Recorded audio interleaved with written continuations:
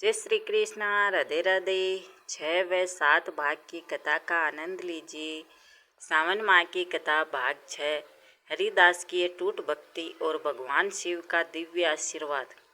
भोर का समय था। सावन मास का अंतिम सोमवार निकट था। पूरे गांव में शिव भगत की ध्वनि गूंज रही थी।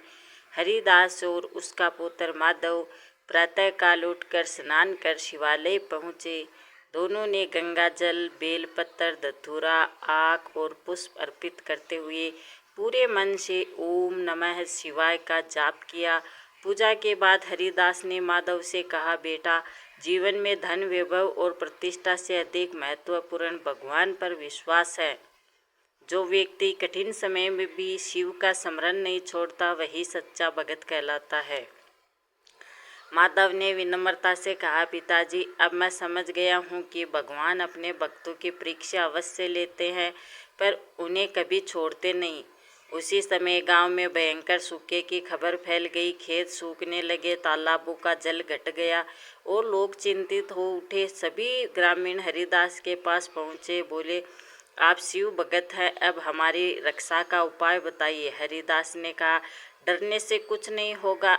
हम सब मिलकर भगवान शिव का रुद्राभिषेक करेंगे, महामृत्युंजय मंत्र का जाप करेंगे, सच्चे मन से प्रार्थना करेंगे।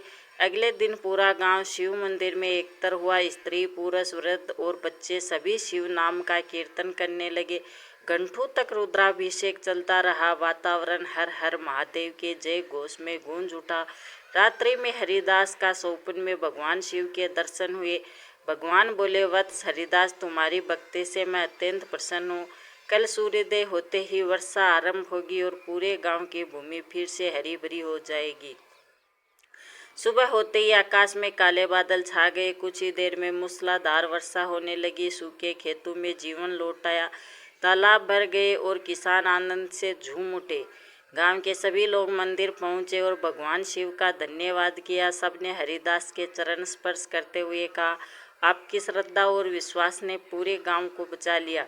हरिदास मुस्कुराकर बोले, यह मेरा नहीं, भगवान शिव की कृपा का चमत्कार है। जब मन निष्काम होकर भगवान को समर्पित होता है, तब असंभव भी संभव हो जाता है।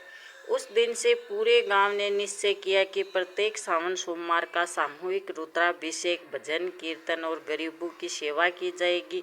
माधव ने भी अपने पिता के मार्ग पर चलने का संकल्प लिया और जीवन भर शिव भक्ति का प्रचार करने लगा।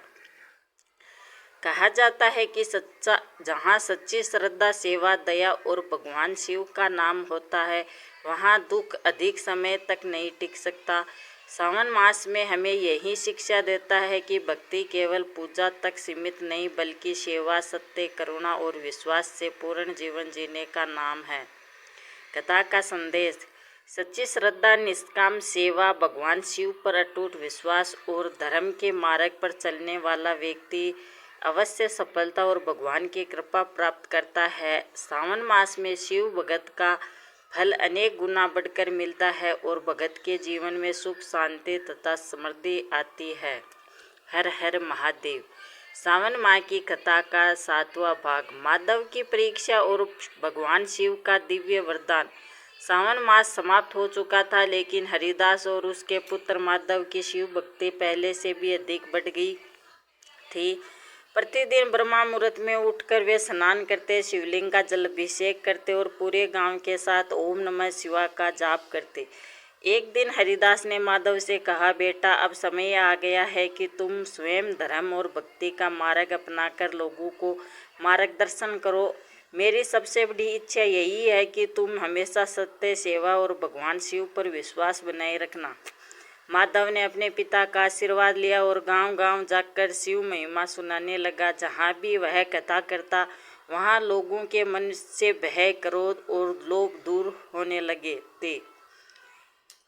लोग आपस के झगड़े भूलकर प्रेम से रहने लगे। लेकिन भगत की परीक्षा लिए बिना भगवान अपनी कृपा पूर्ण नहीं करते। एक दिन पड़ोसी गांव में भयंकर महामारी फैल गई। लोग भयभीत होकर गांव छोड़ने लगे। माधव भी वहां पहुंचा। उसने बीमारों की सेवा की, भूखों को भोजन कराया और शिव मंत्र का जाप करते हुए सबको धैर्य रखने की प्रेरणा दी। कुछ लोगों ने उसका उपहास उड़ाया और कहा, केवल भगवान का नाम लेने से क्या होगा। माधव ने शांत स्वर में उत्तर दिया, भगवान का नाम मन में साहस जगाता है और साहस से ही कठिन समय का सामना किया जा सकता है।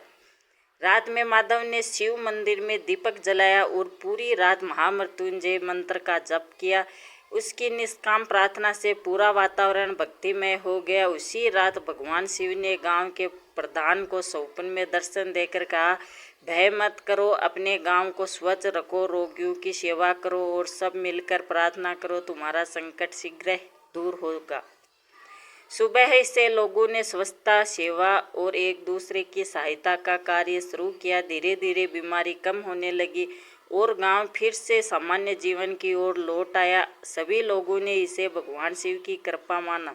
जब माधव वापस अपने गांव लौटा तब हरिदास ने उसे गले लगाकर कहा, आज तुमने सिद्ध कर दिया कि सच्ची भक्ति केवल मंदिर में पूजा करना नहीं बल्कि दुखियों की सेवा करना भी है। उसी समय शिव मंदिर की घंटियां अपने आप बजने लगी। शिवलिंग पर रखे बेलपत्र से एक दिव्य प्रकाश निकला और पूरा मंदिर सुगंध से भर गया। सभी भक्तों ने इसे भगवान शिव का आशीर्वाद माना। हरिदास ने गांव वालों से कहा, जो व्यक्ति सावन के व्रत, शिव पूजन, दया, सेवा और सत्य का पालन करता है, उस पर भगवान शिव की कृपा सदैव बनी रहती है। सभी ग्रामीणों ने मिलकर हर हर महादेव का जय घोष किया और संकल्प लिया कि वे हर वर्ष सावन मास में शिव भक्ति के साथ सेवा, दान और सदाचार का पालन करेंगे। कथा का संदेश।